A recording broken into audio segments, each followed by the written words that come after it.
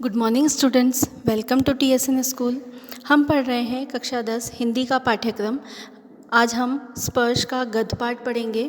ये जो कहानी है आपकी प्रेमचंद जी द्वारा लिखी गई कहानी है, जिसका शीर्षक है बड़े भाई साहब। यहाँ पर प्रेमचंद जी व उनके भाई के बीच के संबंधों के बारे में बताया गया है। जो ये कहानी है आपकी बड़े भाई साहब, ये लेखक जो प्रेमचंद जी हैं वो और उनके बड़े भाई के बीच के संबंधों के बारे में बताया गया है। इस कहानी में बड़े भाई साहब द्वारा छोटे भाई की गलतियों पर डांटना, उनका ख्याल रखना और जो भविष्य में होने वाली जो ज़रूरी चीज़ें हैं उनके बारे में बताना, ये सारी चीज़ें बड़े भाई साहब द्वारा बताई गई है। अब हम इसको पाठ के माध्यम से समझेंगे। बड़े भाई साहब। मेरे भाई साहब मुझसे 5 साल बड़े लेकिन केवल 3 दर्जे आगे हैं। उन्होंने भी इसी उम्र में पढ़ना शुरू किया था। जो लेखक हैं प्रेमचंद जी, वो कह रहे हैं कि मेरे जो बड़े भाई साहब हैं वो मुझसे कितने साल बड़े हैं? 5 साल। लेकिन जो दर्जा है, जो क्लास है, जो कक्षा है, वो मुझसे 3 ही आगे है, मतलब 3 साल ही मुझसे आगे हैं।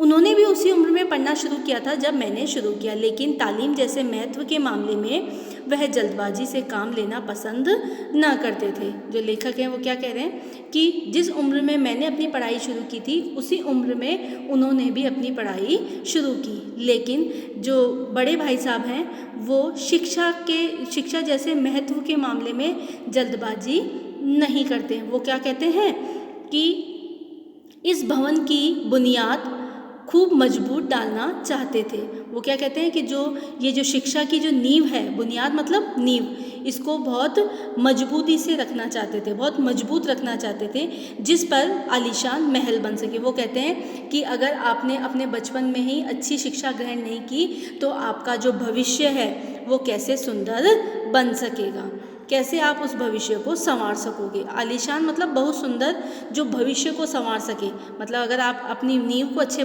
तैयार करोगे तो आपका जो आलीशान महल है वो भी सुंदर बन जाएगा। 1 साल का काम 2 साल में करते थे, कभी कभी 3 साल भी लग जाते थे। जो लेखक हैं वो क्या कह रहे हैं कि मेरे जो बड़े भाई साहब हैं वो क्या करते थे, जो क्लास 1 साल में पढ़नी होती थी उसे कभी कभी 2 साल और कभी कभी 3 साल भी लग जाया करते थे। बुनियाद ही पुख्ता ना हो तो मकान कैसे पायदार बने। जो लेखक के भाई साहब वो क्या कह रहे हैं कि जब बुनियाद ही पुख्ता ना हो, बुनियाद ही मजबूत ना हो तो मकान कैसे पायदार बने। पायदार का मतलब ऐसी वस्तु जिसके पैर हों, जो मजबूत हो।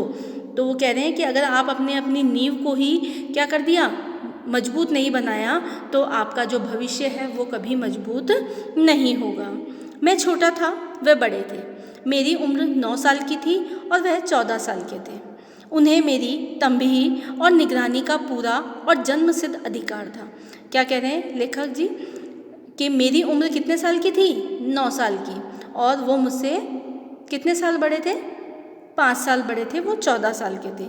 उन्हें मेरी तंबीही और निगरानी का पूरा और जन्मसिद्ध अधिकार था। तंबीही का मतलब था डांट डपट करना, डांटना। निगरानी मतलब मेरी देखरेख करने का, मेरा ख्याल रखने का। जन्मसिद्ध अधिकार उन्हें जन्म से ही प्राप्त था। क्यों? क्योंकि वो मेरे बड़े भाई थे। उन्हें मुझे डांटने का, मेरी देखरेख करने का जन्मसिद्ध अधिकार था। और मेरी शालीनता इसी में थी कि उनके हुक्म को कानून समझूं। और मैं इतना समझदार था, मेरी समझदारी थी कि उनका जो आदेश था, उनकी जो आज्ञा थी, हुक्म का अर्थ क्या है यहाँ पे? आज्ञा या आदेश। उनका जो भी आज्ञा या आदेश होता मैं उनको समझदारी से समझ लेता। ये मेरी शालीनता थी। वह स्वभाव से बड़े अध्ययनशील थे। अध्ययनशील का मतलब होता है पढ़ाई को महत्व देना, दिन रात अध्ययन करना, हरदम किताबें खोले बैठे रहते और शायद दिमाग को आराम देने के लिए कभी कॉपी पर, कभी किताब के हाशियों पर चिड़ियों, कुत्तों, बिल्लियों की तस्वीरें बनाया करते। अब जो बड़े भाई साहब जी हैं मेरे, वो लेखक कह रहे हैं कि मेरे जो बड़े भाई साहब हैं वो दिन भर किताब खोलकर अध्ययन करते थे, और कभी कभी उनका अध्ययन में मन नहीं लगता तो किताबों पर ही, जो किताबों के किनारों पर, हाशिया मतलब किनारों पर चिड़िए, कुत्ता, बिल्ली की तस्वीरें बनाया करते।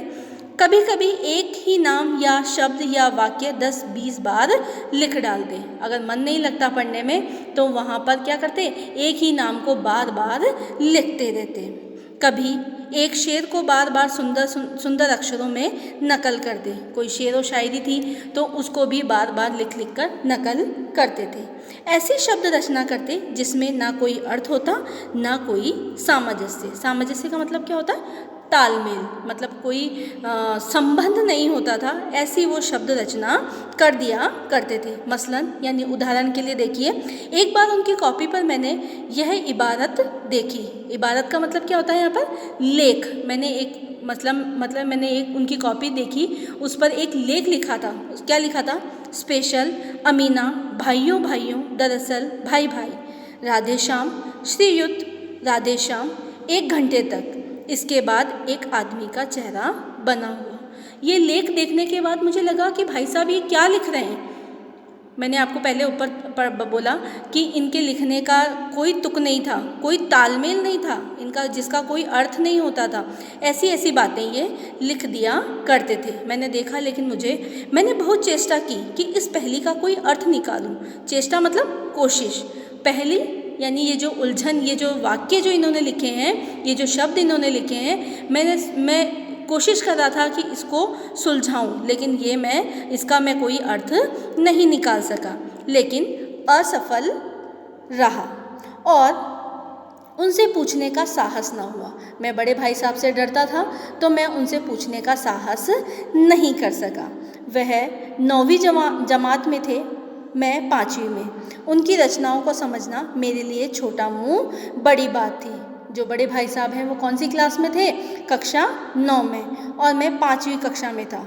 इसलिए उनकी रचनाओं को, उनके द्वारा जो लेख लिखे जाते थे उसको समझना मेरे लिए क्या थी? छोटा मुँह बड़ी बात। मतलब मेरे लिए बहुत मुश्किल काम था, मेरी अपनी हैसियत से बढ़कर था। वो मेरा काम, मैं उसको समझ नहीं पा रहा था। आगे, मेरा जी पढ़ने में बिल्कुल ना लगता। लेखक क्या कह रहे हैं कि मेरा जो मन है वो पढ़ाई में बिल्कुल भी नहीं लगता। 1 घंटा भी किताब लेकर बैठना पहाड़ था। मैं जैसे बड़े भाई साहब दिन रात किताबें पढ़ते रहते, मेरे लिए तो 1 घंटा भी किताबें पढ़ना बहुत मुश्किल का काम था। मौका पाते ही हॉस्टल से निकलकर मैदान में आ जाता। जो लेखक हैं वो क्या कह रहे हैं कि मैं मौका पाते ही कहाँ आ जाता था? हॉस्टल से निकलकर मैदान में। कभी कंकरियाँ उछालता, कभी कागज़ की तितलियाँ उड़ाता, और कहीं कोई साथी मिल गया तो पूछना ही क्या। क्या कह रहे हैं कि कभी कभी तो मैं पत्थर के छोटे छोटे टुकड़ों को उछालता, कभी कागज़ की तितलियाँ, और कोई साथी मिल जाए तो उनके साथ तो खेलने का मज़ा ही कुछ और है। कभी 4 दीवारी पर चढ़कर नीचे कूद रहे हैं, कभी फाटक पर सवार उसे आगे पीछे चलाते हुए मोटर कार का आनंद उठा रहे हैं। लेकिन कमरे में आते ही भाई साहब का वह रुद्र रूप देखकर प्राण सूख जाते। पहले तो क्या करता कि मुझे किताबें पढ़ने अच्छा नहीं लगता, मैं मैदान में चला जाता और अपने दोस्तों के साथ खेलता रहता, और जैसे ही मैं वापस अपने भाई साहब के पास आता तो उनका भयानक गुस्से वाला जो रूप देखकर मैं क्या बुरी तरह डर जाता। प्राण सूख जाना मतलब बुरी तरह डर जाना। ये एक मुहावरा है, इसका अर्थ है बुरी तरह डर जाना। रुद्र रूप यानी भयानक गुस्से वाला रूप देखकर। उनका पहला सवाल यह होता, कहाँ थे? हमेशा यही सवाल इसी ध्वनि में पूछा जाता था, और इसका जवाब मेरे पास क्या होता? मौन था। मैं बिल्कुल चुप रहता, मैं उनको कोई जवाब नहीं दे पाता। न जाने मेरे मुंह से ये बात क्यों ना निकलती कि जरा बाहर खेल रहा था। मेरा मौन कह देता कि मुझे अपना अपराध स्वीकार है। मैं जब अपने भाई साहब को कुछ नहीं कहता तो उन्हें लगता कि मैंने कोई गलती की है। अपराध का मतलब कोई गलती की है और मैं अपनी गलती को स्वीकार कर रहा हूँ, और भाई साहब के लिए उसके सिवा और कोई इलाज न था कि स्नेह और रोज़ से मिले हुए शब्दों में मेरा सत्कार करे। क्योंकि मैं दिन भर खेलता रहता, तो भाई साहब के पास और कोई चारा नहीं था कि वो मुझे गुस्से से मेरा स्वागत करे, क्योंकि मैं दिन भर क्या करता रहता था? खेलता रहता था, पढ़ाई नहीं करता था। अब भाई साहब आगे क्या बोल रहे हैं? इसी तरह अंग्रेजी पढ़ोगे तो ज़िंदगी भर पढ़ते रहोगे और एक हर्फ ना आएगा। हर्फ का मतलब होता है यहाँ पर अक्षर। बड़े भाई साहब क्या कह रहे हैं लेखक को, अगर तुम इसी तरह पढ़ाई करोगे, इसी तरह अंग्रेजी की पढ़ाई करोगे तो ज़िंदगी भर पढ़ते रहोगे और तुम्हें एक अक्षर भी नहीं आएगा। अंग्रेजी पढ़ना कोई हंसी खेल नहीं है। लेखक के जो भाई साहब हैं वो क्या कह रहे हैं कि अंग्रेजी पढ़ना कोई हंसी खेल नहीं है कि जो चाहे पढ़ ले। नहीं, ऐरा गैरा नत्थु खेरा सभी अंग्रेजी के विद्वान हो जाते। अगर अंग्रेजी पढ़ना इतना ही आसान होता, जो बेकार आदमी है, नत्थु खेरे ऐरा गैरे नत्थु खेरे जो आदमी है वो सभी अंग्रेजी में विद्यमान हो जाते। इसलिए अंग्रेजी पढ़ना कोई आसान बात नहीं है। यहाँ दिन रात आंखें फोड़नी पड़ती है और खून जलाना पड़ता है। खून जलाना मतलब कड़ी मेहनत करना। मुझे दिन रात आंखें फोड़नी पड़ती है, कड़ी मेहनत करनी पड़ती है, तब कहीं ये विद्या आती है। और आती क्या है? हाँ, कहने को आ जाती है। कह रहे हैं कि जब हम कड़ी मेहनत करते हैं तब जाके ये विद्या आती है और उसमें भी कुछ ना कुछ कमी रह जाती है। बड़े बड़े विद्वान भी शुद्ध अंग्रेजी नहीं लिख सकते, बोलना तो दूर रहा। जो भाई साहब हैं वो क्या कह रहे हैं कि इतनी मेहनत करने के बाद भी बड़े बड़े विद्वान हैं वो शुद्ध अंग्रेजी नहीं बोल सकते, और तुम तो बिल्कुल भी पढ़ाई नहीं करते हो तो तुम्हें कहाँ से अंग्रेजी आएगी। और मैं कहता हूँ तुम कितने घोंघा हो कि मुझे देखकर भी सबक नहीं लेते। अब जो बड़े भाई साहब हैं वो लेखक को क्या कह रहे हैं कि तुम कितने आलसी जीव हो। घोंघा हो मतलब कितने आलसी जीव हो, मुझे देखकर भी सबक नहीं, मुझे देखकर भी सीखते नहीं हो कि मैं दिन रात किताबें पढ़ता रहता हूँ तो मुझे देखकर तुम किताबें पढ़ो, पढ़ाई करो। मैं कितनी मेहनत करता हूँ यह तुम अपनी आँखों से देखते हो। अगर नहीं देखते तो यह तुम्हारी आँखों का कसूर है, तुम्हारी बुद्धि का कसूर है। क्या कह रहे हैं कि मैं इतनी मेहनत करता हूँ, तुम इस चीज़ को नहीं देखते हो तो ये किसका कसूर है, किसकी गलती है? तुम्हारी आँखों की गलती है, ठीक है, और तुम्हारी बुद्धि की गलती है कि तुम इस चीज़ को नहीं देखते। इतने मेले तमाशे होते हैं, मुझे तुमने कभी देखने जाते देखा है? तुम्हें देखने जाते देखा है? रोज़ ही क्रिकेट और हॉकी के मैच होते हैं, मैं पास नहीं फटकता, हमेशा पढ़ता रहता हूँ। अब लेखक क्या कह रहे हैं? लेखक के जो बड़े भाई साहब हैं वो क्या कह रहे हैं कि इतने मेले तमाशे होते हैं, मैं कभी देखने गया हूँ? कभी क्रिकेट हॉकी के मैच देखने गया हूँ? नहीं, हमेशा क्या करता हूँ? पढ़ता रहता हूँ। उस पर भी एक दर्जे में 2-2, 3-3 साल पढ़ा रहता हूँ। मैं इतनी मेहनत करता हूँ उसके बावजूद भी मैं एक क्लास में 2-2, 3-3 साल तक रहता हूँ। फिर भी तुम कैसे आशा करते हो कि तुम यूँ खेल कूद के वक्त गंवाकर पास हो जाओगे? और लेखक को क्या कह रहे हैं कि तुम खेल कूद कर भी ये आशा करते हो कि तुम पास हो जाओगे, और मैं इतनी मेहनत कर भी एक क्लास में 2-2, 3-3 साल तक बैठा रहता हूँ, पढ़ा रहता हूँ, तो तुम कैसे आशा करते हो कि तुम बिना पढ़े पास हो जाओगे? मुझे तो 2 ही 3 साल लगते हैं, तुम उम्र भर इसी दर्जे में पढ़े सड़ते रहोगे। क्या कह रहे हैं लेखक के जो बड़े भाई साहब वो कह रहे हैं कि मैं पढ़ाई करके 2-3 साल में पास तो हो जाता हूँ और तुम पढ़ाई नहीं करते हो, तो मुझे तो लगता है कि तुम ज़िंदगी भर इसी क्लास में पढ़े रहोगे, इसी क्लास में हमेशा के लिए सड़ते रहोगे। अगर तुम्हें इसी तरह उम्र गंवानी है तो बेहतर है घर चले जाओ, मज़े से गुल्ली डंडा खेलो, दादा की गड़ी कमाई के रुपये क्यों बर्बाद करते हो? अब लेखक के जो भाई साहब हैं वो क्या कह रहे हैं कि अगर तुम्हें इसी तरह उम्र गंवानी है, मतलब खेल कूद में ही अपना जीवन व्यतीत करना है, तो बेहतर है तुम घर चले जाओ और वहाँ पर मौज मस्ती करो। अपने पिता की जो मेहनत की कमाई है उसको यूँ बर्बाद ना करें। मैं यह लताड़ सुनकर आंसू बहाने लगता। लताड़ मतलब डांट फटकार। मैं ऐसी जो डांट फटकार मुझे मिलती कि तुम पढ़ते नहीं हो, खेलते रहते हो दिन भर, तो ऐसी डांट फटकार सुनकर मैं आंसू बहाने लगता। जवाब ही क्या था? अपराध तो मैंने किया, लताड़ कौन सहे। भाई साहब उपदेश की कला में निपुण थे। मेरे जो भाई साहब थे वो क्या थे? उपदेश देने की कला में निपुण थे, बहुत ही अच्छे थे। इतना उपदेश वो मुझे देते, ऐसी ऐसी लगती बातें कहते, ऐसे ऐसे सुक्ति बाण चलाते कि मेरे जिगर के टुकड़े टुकड़े हो जाते। जो भाई साहब हैं वो उपदेश देने की कला में इतने निपुण थे और ऐसी ऐसी बातें कहते। सुक्ति बाण का मतलब व्यंग्यात्मक कथन, ऐसे ऐसे व्यंग दे देकर मुझे जलील करते कि मेरे दिल के टुकड़े टुकड़े हो जाते और हिम्मत टूट जाती। फिर उसके बाद मैं कुछ संकल्प लेता क्या? इस तरह जान तोड़कर मेहनत करने की शक्ति में मैं अपने में ना पाता और उस निराशा में ज़रा देर के लिए मैं सोचने लगता, क्यों ना घर चला जाऊं। अब मैं क्या करता कि इतनी इतनी बातें सुनकर मुझे ऐसा लगता कि क्यों ना मैं ये सब छोड़कर घर चला जाऊं। जो काम मेरे बूते के बाहर है उसमें हाथ डालकर क्यों अपनी ज़िंदगी खराब करूं। अब लेखक जो है वो क्या सोच रहे हैं कि इतनी इतनी बातें सुननी पड़ती है, उसकी इससे अच्छा तो है कि मैं घर चला जाऊं और मुझे इतनी इतनी बातें सुनकर मुझे क्या हो रहा है, बहुत ही बुरा लग रहा है। और जो काम मेरे बस का नहीं है, मेरे बूते का नहीं है, जो काम मेरे बूते से बाहर है, जो काम मेरे बस से बाहर है, वो मैं क्या करूं, छोड़ दूं और अपने घर चला जाऊं। उसमें हाथ डालकर क्यों अपनी ज़िंदगी खराब करूं। मुझे अपना मूर्ख रहना मंजूर है। क्या कह रहे हैं कि मुझे अनपढ़ रहना, मुझे पढ़ना लिखना स्वीकार नहीं है, मैं मूर्ख ही सही हूँ। लेकिन इतनी मेहनत से मुझे तो चक्कर आ जाता है। लेकिन 2-2 घंटे के बाद निराशा के बादल फट जाते हैं। अब क्या है, जब भाई साहब की डांट लगती है तब तक तो मुझे क्या लगता है कि ये सब कुछ छोड़ छाड़ के मैं कहाँ चला जाऊँ, घर।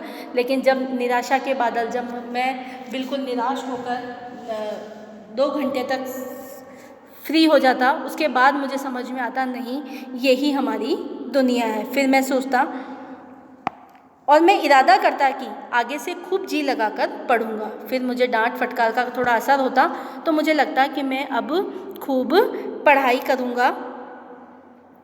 चटपट एक टाइम टेबल बना डाला, जो समय सारणी थी, मतलब टाइम टेबल मैंने बना डाला।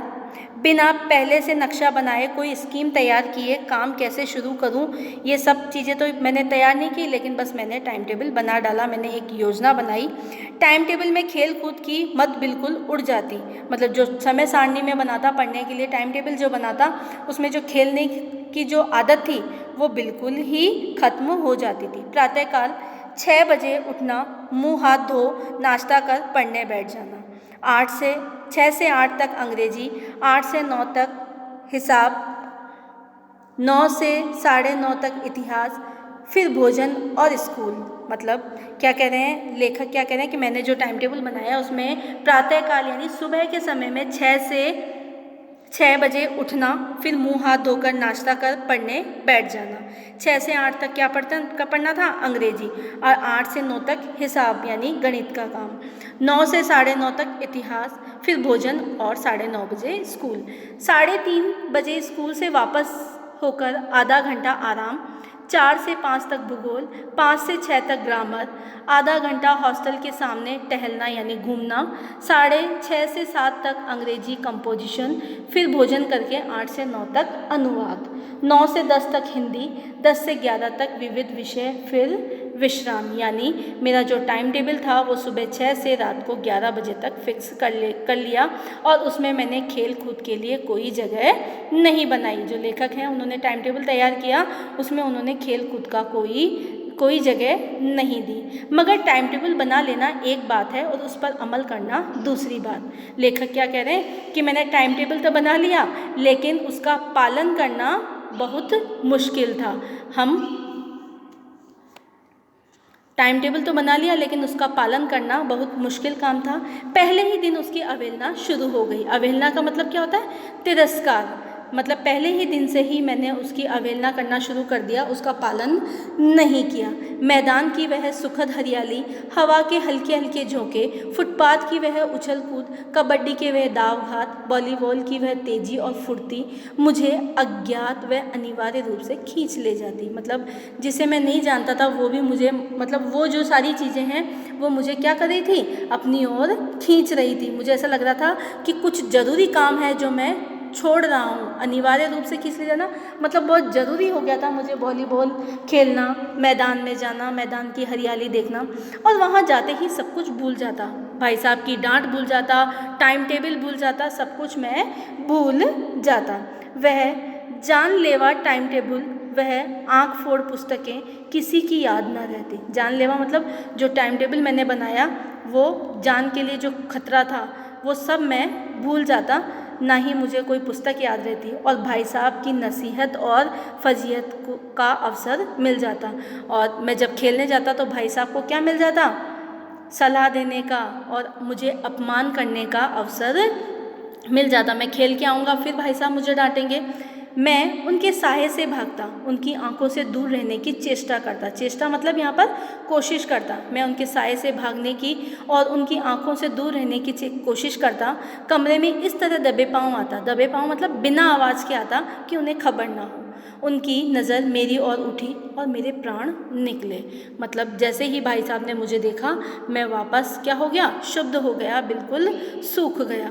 हमेशा सिर पर एक नंगी तलवार सी लटकती मालूम होती। हाँ, ऐसा लगता कि भाई साहब अब अपनी नसीहत शुरू कर देंगे, अब मुझे डांटना शुरू कर देंगे। उनका जो वही भयानक और गुस्से वाला रूप मुझे डराता रहता। फिर भी जैसे मौत और विपत्ति के बीच भी आदमी मोह माया के बंधन में जकड़ा रहता है, मैं फटकार और घुड़कियाँ खाकर भी खेल कूद का तिरस्कार न कर सकता था।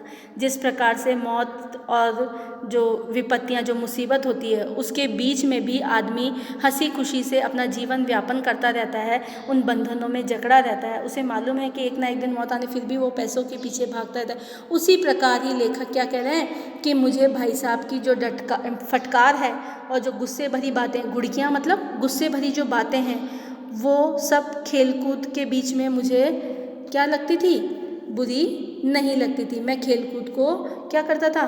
मैं खेलकूद को नहीं छोड़ सकता था। वो तिरस्कार, वो अपमान मुझे मंजूर था, लेकिन मैं खेलकूद को नहीं छोड़ सकता था। धन्यवाद।